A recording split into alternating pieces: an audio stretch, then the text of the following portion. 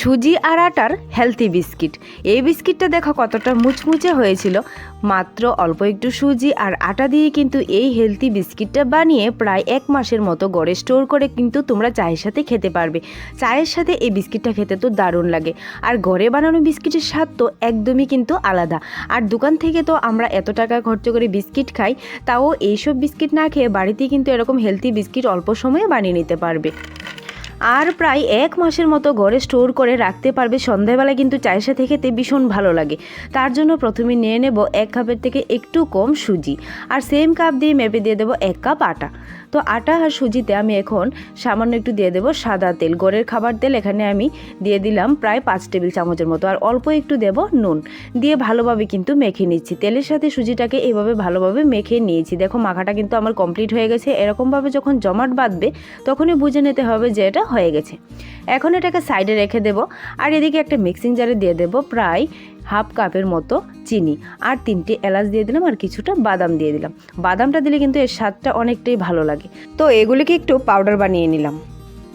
এখন সবগুলি দিয়ে দেব আটা আর সুজির মধ্যে। দিয়ে এখানে আমি প্রায় 3 টেবিল চামচের মতো গুঁড়ো দুধ অ্যাড করলাম, আর ঘরের রুম টেম্পারেচারে থাকা অল্প অল্প দুধ দিয়ে কিন্তু আমি ডোটাকে মেখে নেব। এখানে কিন্তু আমার প্রায় 1/2 কাপের মতো দুধ লেগেছিল এই ডোটা মাখতে। তো অল্প অল্প করে দুধ দিয়ে আমি মেখে নিচ্ছি। প্রথম দিকে কিন্তু একটু এরকম চিপচিপা হয়ে যাবে, হাতে লেগে যাবে, ভয়ের কিছু নেই। প্রায় 5 মিনিটের মতো রেস্টে রাখলে কিন্তু সুজি এর জলটাকে ভালোভাবে শুকিয়ে নেবে। দেখো কত সুন্দরভাবে কিন্তু হয়ে গেছে। তো এরকমভাবে ভালোভাবে একটু মেখে নিয়ে 2 ভাগ করে নিলাম।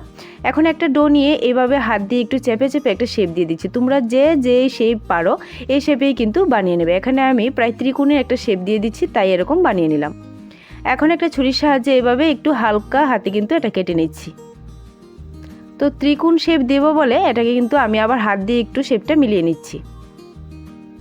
তো দেখো কতটা সুন্দর হয়েছিল কিন্তু শেপটা। তোমরা চাইলে অন্য শেপও দিতে পারো। তো সেমভাবে কিন্তু আমি সবগুলি বিস্কিট বানিয়ে রেখে দিলাম। এখন এটাকে ভাজবো।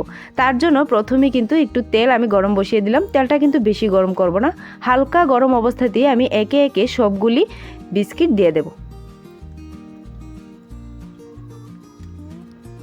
তো এটা কিন্তু হালকা আঁচে ভাজতে হবে, না হলে কিন্তু ভালোভাবে ভেতরটা হবে না। তো হালকা আঁচে একটু একটু এভাবে আমি উল্টে উল্টে ভেজে নিচ্ছি।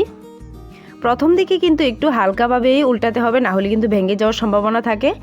তো দেখো কালারটা কিন্তু চেঞ্জ হয়ে যাচ্ছে। একদম কিন্তু আমি লো হিটে এটাকে ভাজছি।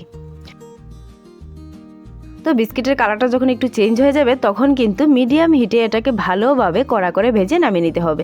দেখো বিস্কিটের কালারটা কতটা সুন্দর হয়েছিল। তো সেমভাবে তেলটা আমি এভাবে ছেঁকে তুলে নিয়েছি। দেখো কতটা সুন্দরভাবে কিন্তু বিস্কিটগুলি রেডি হয়ে গেল। তো একটু ঠান্ডা হয়ে গেলে কিন্তু আমি একটা থালাতে ঢেলে নেব। গরম অবস্থাতে কিন্তু এটা ধরতে যাব না, ঠান্ডা হলে কিন্তু এটা অনেকটা মুচমুচে হবে। আর এখানে কিন্তু বেকিং পাউডার আমি ব্যবহার করিনি। আর দেখো তারপরেও কতটা সুন্দর আর কতটা মুচমুচে হয়েছিল।